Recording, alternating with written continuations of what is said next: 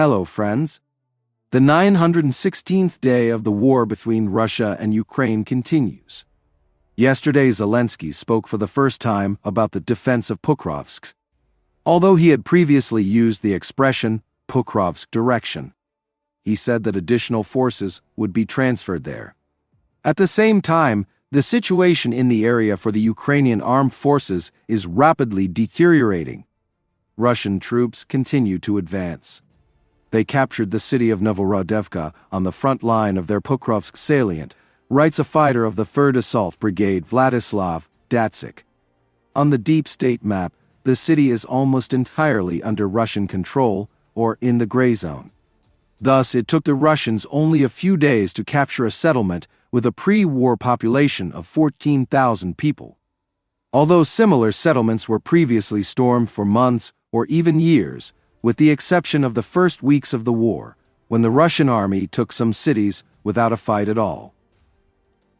A Bild military expert Julian Rurk writes about the same. It took the Russian invasion army 3 days to capture most of the 14,000-person town of Novorodevka, located 10 kilometers southeast of Pokrovsk, without losing a single armored vehicle and leaving the infrastructure largely intact. No comment, Rurk wrote. Ukrainian military officials wrote in their Telegram channels that fighting is already underway west of Novorodevka. Just to the north, the Russians are apparently trying to bypass the large settlement of Hrodivka from the west to force the Ukrainian armed forces to leave it. Fighting is already underway in Mykolivka, with an eye on the village of Pramen, which blocks Hrodivka from the west. On the southern flank, the village of Tychy has been lost, deep state reports. The Russians have also advanced in the area of Kalinovi, Memrik, Karlivka, Krasny Yar, and Mikhailivka. Deep state makes it clear that the situation is extremely threatening and that we may be talking about the possible loss of Silidovi.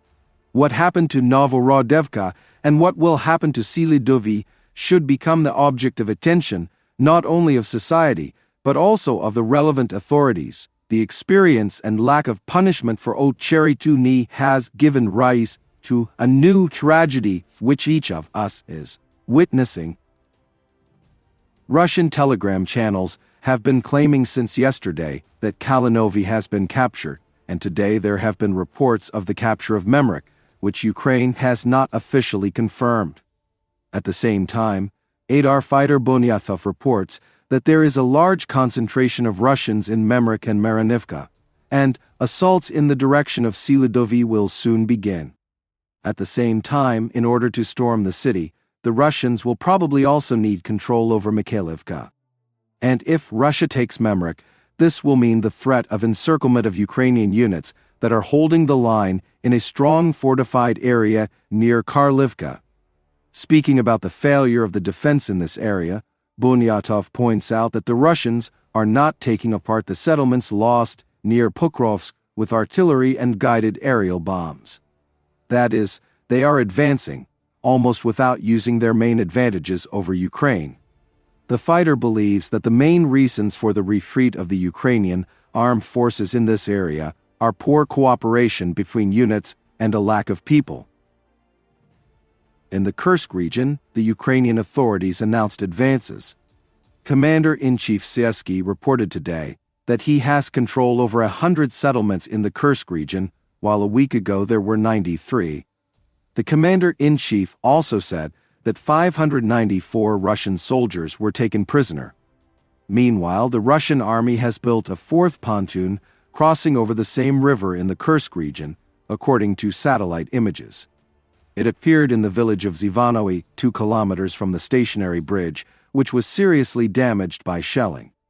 3 other crossings were built in the village of Karish, between Yevhenii and the village of Glushkovo, and to the east of Glushkovo.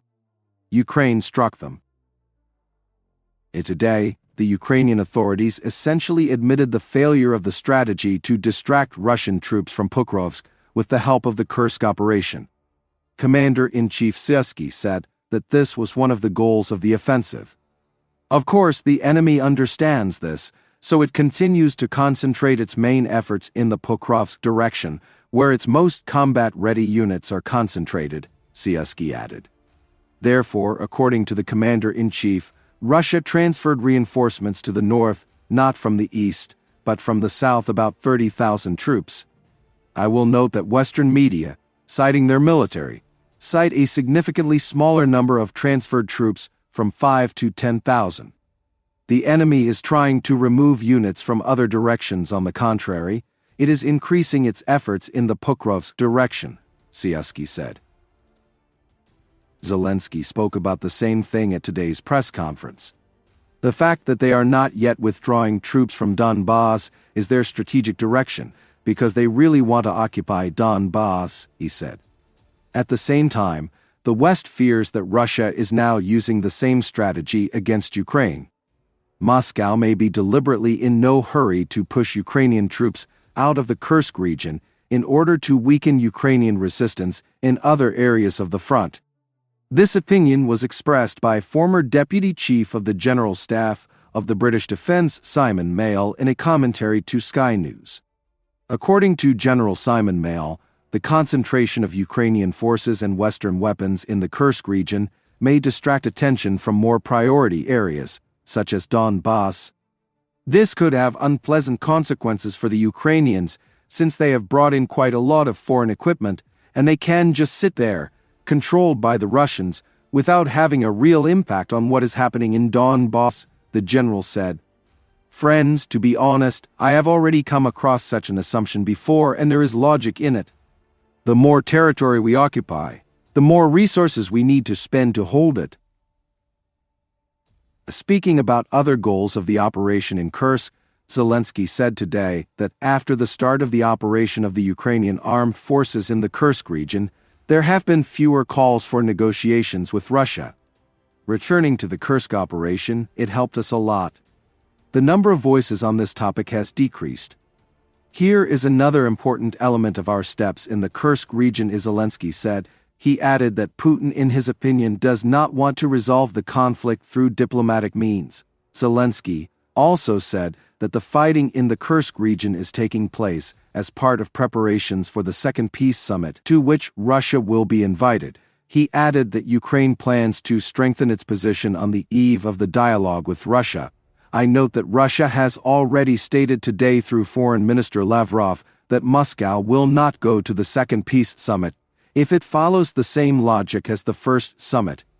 Lavrov also called on the West to negotiate an end to the war without papers in the form of the Zelensky formula, which implies the withdrawal of Russian troops from Ukraine. Putin also previously stated that the topic of negotiations was postponed after Ukraine's invasion of Kursk. Zelensky also touched upon the issue of permission to strike Russia with long-range missiles from NATO countries. He said that Western partners try not to talk to him about this topic, but he himself raises this issue, demanding that Ukraine be granted such permission. The Olympics are over, ping-pong remains, Zelensky commented on the status of the solution to this issue.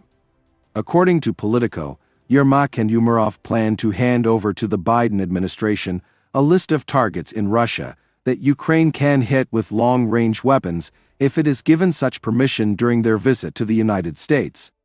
This will be another attempt by Kyiv to convince Washington that this restriction should be lifted. However, Biden continues to state that they do not intend to give such permission. Moreover, apparently, Zelensky decided to raise the issue of granting permission to strike with long-range missiles as one of the key issues in the further course of the war. Today, he said that Ukraine has a victory plan that Kyiv will hand over to the United States. I will first present this plan to the U.S. President.